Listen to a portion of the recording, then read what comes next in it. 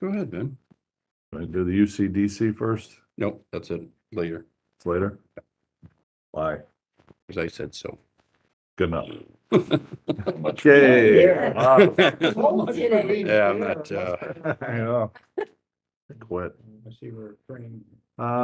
Call meeting to order, approval of minutes, September 7th, 2022. Can I get a motion? I'll move to approve the minutes. I'll second. All in favor? Opposed, so moved. Art space. okay, Laura, do you want Sure. So first, you're considering a seeker resolution. The City of Utica Planning Board was lead agency for the seeker review. They found it a type 1 action, so the agency wishes to adopt the findings and the determinations that the lead agency made. Okay. Negative one. Can I get a declaration? Okay, can I get a motion? Mark, second? Second. John, all in favor? Aye. Opposed? So moved. Anything else with art space? Final Final authorizing authorizing. resolution. Yes. consider a final authorizing resolution relating to the Art Space Art Space Utica Lofts LLC facility, pardon me, authorizing financial assistance in the form of reduction of real property tax for a period of 32 years valued at $6,845,270,000, which is a deviation from the agency's uniform tax exemption policy and approving the form and execution of related documents, all in the agency standard form and subject to council review. The agency conducted a public hearing on September 21st, 2022, and mailed deviation notices to the taxing jurisdictions on September 27th, 2022. Your apartment there, Mark? I'm sneaking up on it, yeah. Perfecting my artistry first. Good. Were there any comments What is to your the, That's. Well, you might just be. You'll fit, you'll fit. No. right in. I know. And there were You'll be no, alone. there were no comments at the No comments. public hearing. Can I get a motion? I'll move it. Second. I'll second. All in favor? Opposed, so moved. 268 Genesee LLC. I had sent a letter to everyone from 268 requesting an extension of their sales tax exemption going out to December 31st, 2022. Again, reason for is they had some outdoor exterior improvements that needed to be addressed. And again, it's I think like 5 months of extension. Do you have a conflict here? Yep. hopefully it's the last one. Yeah, 22. Well, this is one of the COVID deals. I mean, this original exemption was granted to July 2019. And then it was extended and then Right. COVID. Okay. To Linda's point, why do they need another 5 months? Again, just what they have here is just outside work to be done, roofing, exterior renovations, parking lots, things they just didn't do earlier, I guess. Oh, they were? Yeah, I didn't see it. I have a conflict, so I can't. I'll move it. Second. All in favor? Aye. Opposed, so moved. Burstone Road Associates. Burstone Road Associates are Work conditions. that's Slocum Dixon. They are working on punch list items for the building. They were their exemption was expired July 22nd, 2022. And they are likewise looking for let's see here, I'm sorry.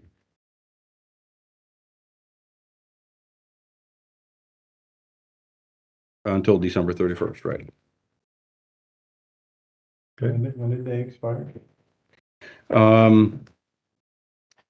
July 22nd, 2022. You just applied I'm sorry, and you just requested the extension? correct. They They figured that they would have been done by now, but they had a few change orders at the end, and we're looking to extend the sales tax because it would be relatively substantial. Okay, and backdating those approvals. That is allowed, yes. Yes, okay. I'll move it. Second? All in favor? Aye. Opposed? So moved. 311 Main?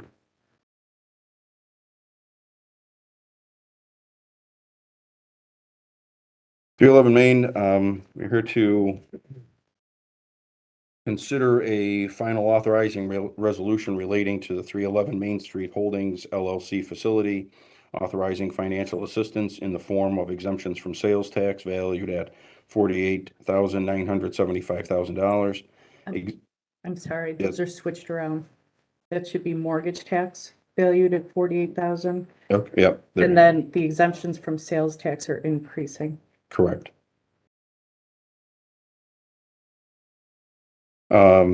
Authorizing financial assistance in the form of exemptions from mortgage recording tax exemption valued at $48,975. Exemptions from sales tax, which the value increased upon the request from $30,625,000 to $350,000. And a reduction of real property tax for a period of 12 years valued at $451,080, which is a deviation from the agency's uniform tax exemption policy and approving the form and execution of related documents, all in the agency standard form. And subject to council review, the agency conducted a public hearing on April 19th and delivered deviation notices to the taxing jurisdictions on October 25th, 2022, to which there was no comment at the public hearing. The Children's Museum?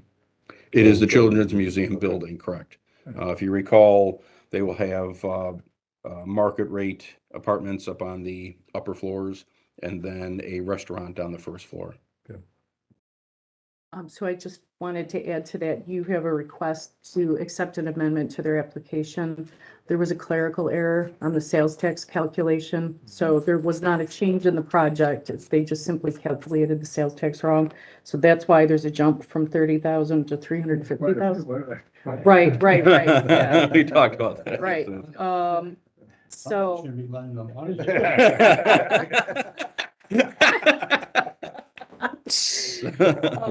So Abstain. because the value of the additional financial assistance is more than $100,000, the agency will need to conduct a second public hearing to approve this jump in the financial assistance. They are planning on closing in the next week, but this won't hold up a closing. You just can't issue the additional sales tax exemption until after a public hearing is conducted, so. All right, any questions? Not, can I get a motion? Have you scheduled the second? Got one? it, second? No, not until, I'll second. yeah. Mark, all in favor? Yep. Opposed, so moved. Sligo Street. Okay, Oswego Street, the value of the building that they are building is, the bank has deemed it to be worth more and higher appraisal value, so they are looking to increase the mortgage recording tax exemption due to the increased mortgage from 18,750 to 28,545. So consider an amendment to the final authorizing resolution relating to the 1002 Oswego Street LLC / United Auto Supply Facility, authorizing an increase in mortgage recording tax exemption from 18,750 to $28,545 and approving the form and execution of related documents. So are they taking a larger mortgage and pulling their original equity out? I believe so, yeah. Yeah, they're just getting, finalizing their, finishing with their construction and just putting a regular mortgage on it. Oh, I think what Mark said. I think that they're- I'm sorry. They pull their equity, not this, their short-term financing. It's my guess. And if they can grab some out of there, sure. They did submit, a letter outlining, I did send it. Yeah. okay. Yeah. So the sources of funds for the project cost, originally the bank financing was going to be 2.5 million and equity was 2 million. Now bank financing is 3.8 million and equity is $768,000. So we're just shifting the, This is significant change. yeah.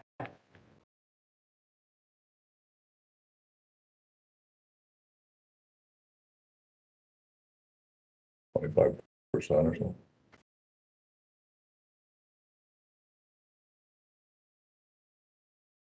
Guesses they, I know from prior life, the appraisals came in light when they did the original. Oh.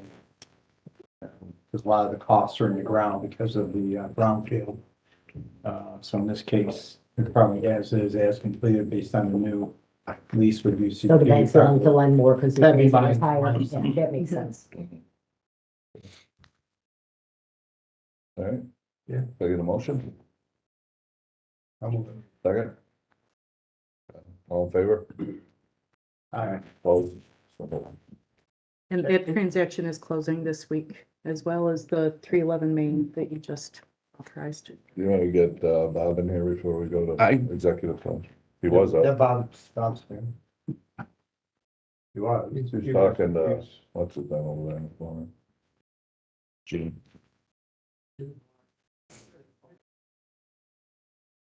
Running for mayor. and-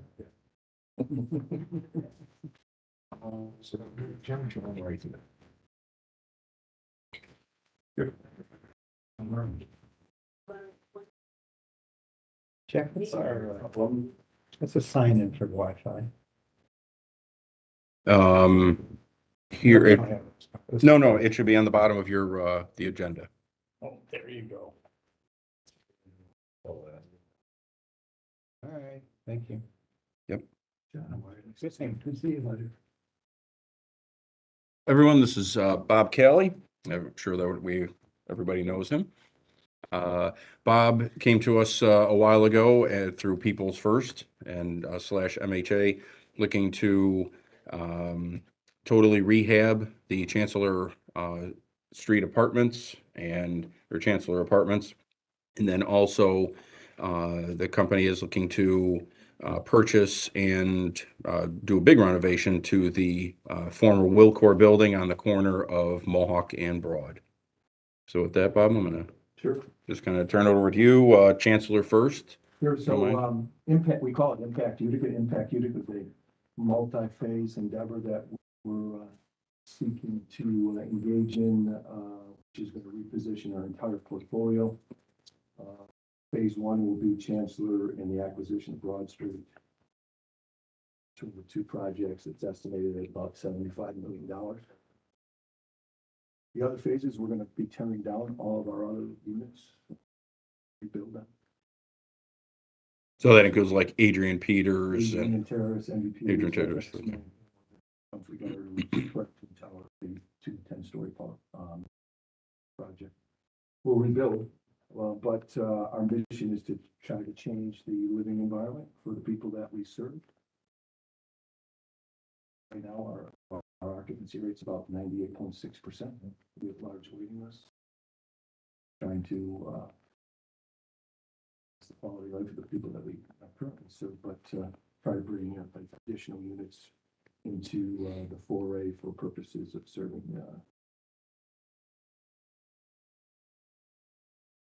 So excited about it.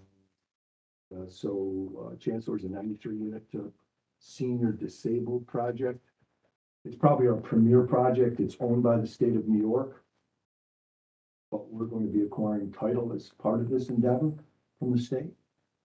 So it'll be solely owned by us as an entity. And then we're going to renovate from top to bottom, change the entire dynamics of both the common space as well as the living spaces. Still remain 93 units. And then Broad Street is going to be a 74-unit complex. 24 units are going to come under the Empire State Supportive Housing Initiative. So they will be earmarked for youth in transition Lutheran transition serves those populations between 18 and 24, at least from an entry standpoint.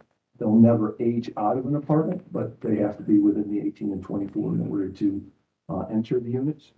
And then the rest, the other 50 units are going to be served by whatever vulnerable population that we feel has a fit. So provides us with flexibility to work with our community partners to assess the needs within the community and we meet those needs with those 50 use. So this is an affordable housing endeavor. It's going to be, if you've gone through Globeville, it's gone through Globeville, pretty impressive project in West Utica. We're utilizing the same architect that did Globeville. So it's going to be a loft style affordable housing initiative. I think at the end of the day, everybody will be proud.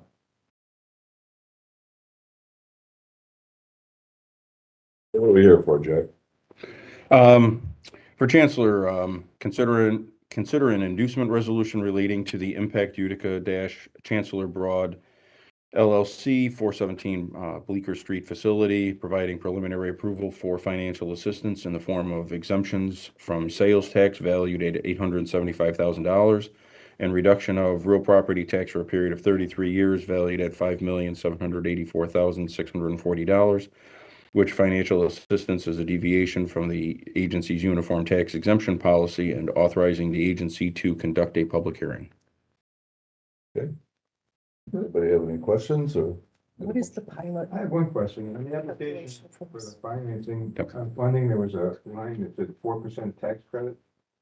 That's what we, there are several sources of funds that are utilized. How is it? Oh, what's the formula? And one is, Do you know? one source is low income housing tax. I sit here credits. for a reason. Yes, I do know. Tax credits. Well, no, it needs to be on the Tax record, credits that yeah. are provided by. Yeah.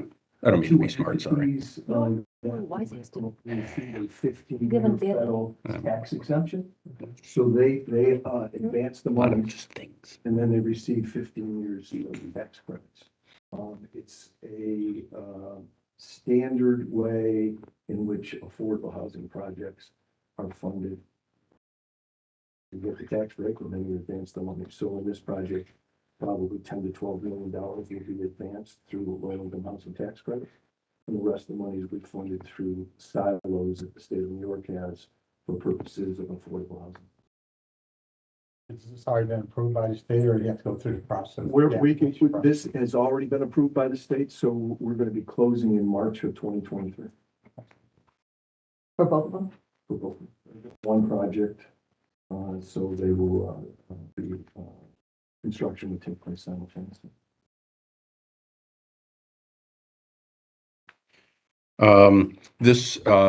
We have two different projects here. Chancellor is an existing facility. In talking with Bob, the request is 1% of, usually we are at 7% of effective gross income. This would be at 1% of effective gross income. They already, with most projects, they don't pay taxes at all. And this project has a cooperation agreement, I believe you call it, with the city where they have been paying taxes for a number of years. So that is the request that they're making, and my suggestion, if I will, for this board to approve or to consider. Broad Street is brand new from the standpoint of new construction.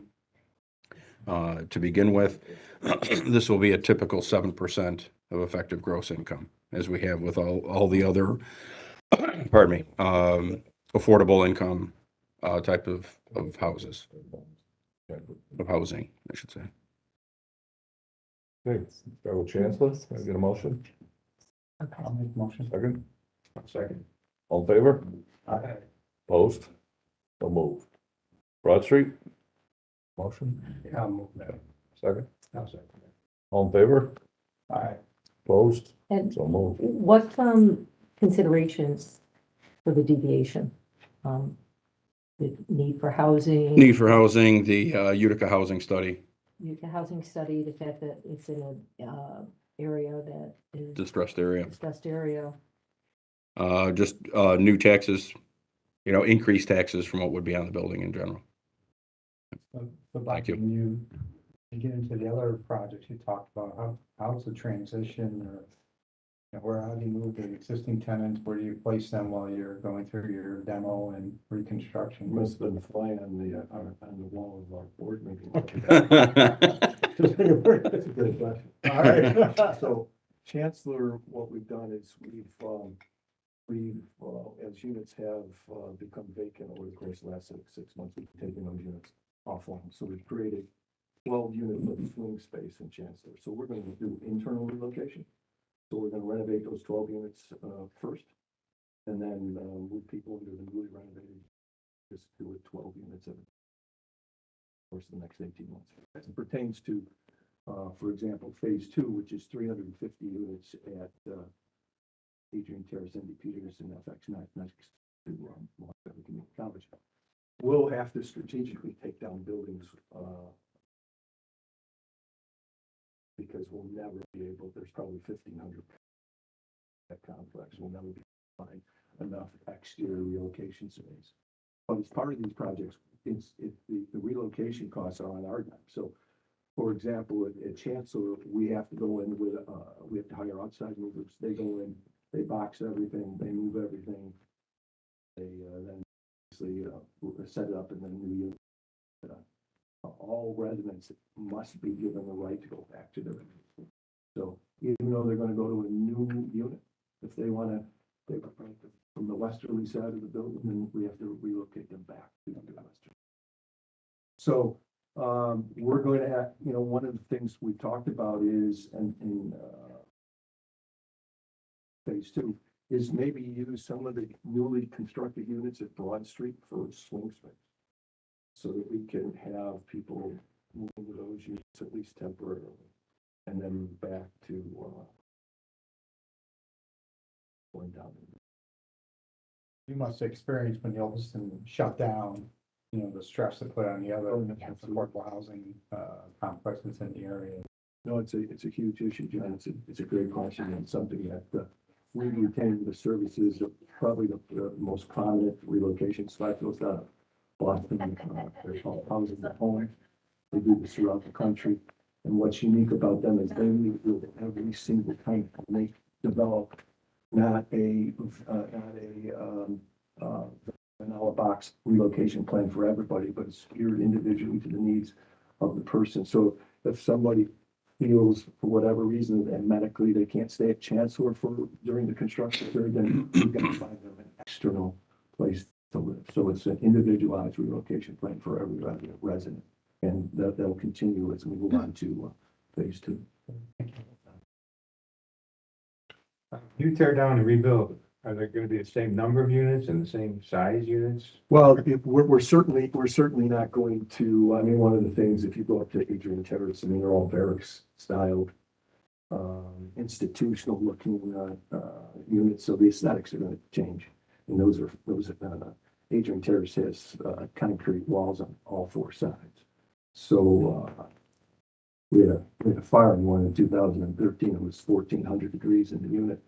It contained the fire, but they couldn't get Melted everything to around. fight it. Otherwise, you'd trouble. But in answer to your question, we have 25 acres at AMP2. We want to maintain the character of the neighborhood, so we're only going to go up 2 stories. So we're not. We could go up and have more congregate monolithic style buildings and go up 3 or 4 stories. That's not a fit for the neighborhood. So in answer to your question, we have 350 units, and that's what we intend to maintain at phase 2. Yeah, but when I didn't ask clearly enough, is I don't know how many, like, 1-bedroom units you have, a 2-bedroom or more. Are The you? configurations? Yeah. We have found that the waiting list is most prevalent for 1 and 2 bedroom. That we had a lot of 4 and 5 and 6 bedroom units. And in fact, we've converted most of them back to 2 and 3 bedroom units. So we don't have the demands in terms of the large families as we did 10 years ago when the Somali population came in. They needed large size units. We just don't have the demand, so most of them are gonna be between 1 and 3 bedroom units. But you know, if I'm, correct me if I'm wrong, in the housing study, it talked about, you know, the need and that many of these, low to moderate income folks had, you know, 5, 6, 7 family members in some of these units. So that, you know, who serves those? Who serves Well, that? we have seen, just for an example, the Somali population really move out into the private sector. Okay. And I don't think they've done so very well, to be very candid with it. I mean, you go down to Bleecker Street, you go down to Bleecker and Nickel and Bleecker and Hubble, okay, and, it's not a pretty stuff. But they chose to move into the private sector. So, you know, as I sit here today, John, I don't know who's serving those needs. I'm sure, excuse my expression, but some, they're living in squalor, in some dilapidated building. We have a homeless, outreach program that's financed through a grant by the city of Utica. We probably have 10 to 12, people on a daily basis walking here to a home, not couch surfing, but living out of their cars, living in a park. The need is tremendous. And it's not just obviously within this community, it's nationwide, but, we just don't see the large families.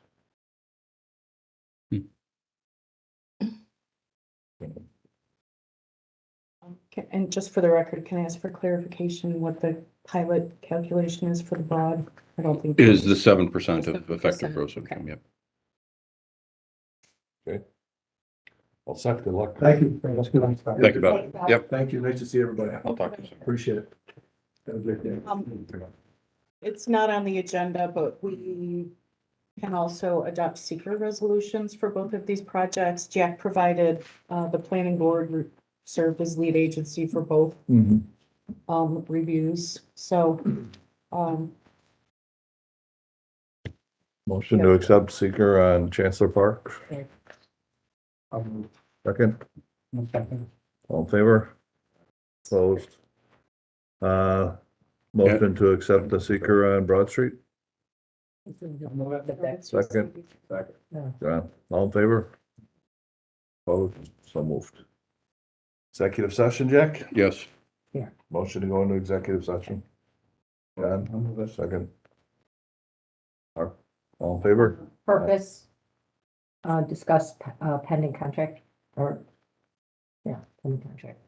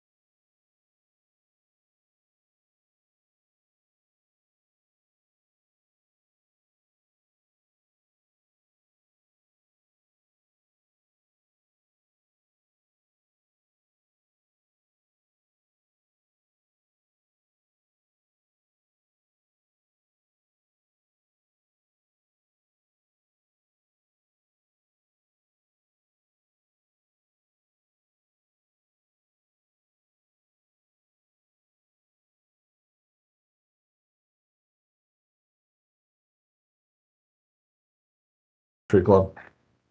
Yeah. So at this point, they were supposed to be done sometime in 2016 with the new Century Club. We've reached And this is out, Bowers Development. Bowers Development. We've reached out to them. We've asked them for information. We've asked them to catch their fees up. They've ignored our request. We extended the time of our request to the end of October. They've ignored that. So at this point, I'd like to have a motion to terminate the pilot payment and, or the agreement with them and issue a default on the non-payment of fees And recapture. and to recapture all previous benefits that we've supplied to them. You get a motion? I'll move it. Second, I'll second it. Mark, all in favor? Aye. Opposed? So moved. Which one's next? 120, security. 120, the security building. At this point, Bowers is in default of their payment. And I would ask for a motion to issue a default letter to cure the payment. You get a motion? I'll move it. Second, Second. all in favor? Aye. Opposed? So moved. 1900. 1900. There's two issues with 1900 that we are aware of. The first is the payment that is due, although I don't believe that's past due at this point. And the second is there's a mechanics lien that was put on the property in the amount of roughly $18,000 that is has to be cured. At this point, we do not believe it is cured. So I'd like a motion to terminate, issue a default on that and terminate the pilot agreement. Motion. After we determine from the time. Good. Yep. Go on back. Yep. I'll move. Mark, second. Second. Done. All in favor? Aye. Opposed? So moved. Finally, 253. And where are we with 250? No, we did. We did 253. Yep. Okay. That's it. Okay. Motion to adjourn. I'll move. Second. I'll second. Yeah. All in favor? Aye. Opposed? We have 2 seconds. We'll do our other meeting. Yep. Call the meeting to order of the Utica Civic Development Corp. I don't need to report that. Approval of minutes, March 23rd, 2022. Take a motion. Second. All in favor? Opposed? There's no old business since we didn't do any new business. Approval of the budget. Everybody get a chance to look at the budget that Jack prepared. There are no questions. Can I get a motion to approve? Second. I'll second. All in favor? Opposed? So moved. No executive session. Motion to adjourn. Jen, second. Mark, all in favor? Opposed? We're done. It's been real, guys. Ooh. Oh, yeah.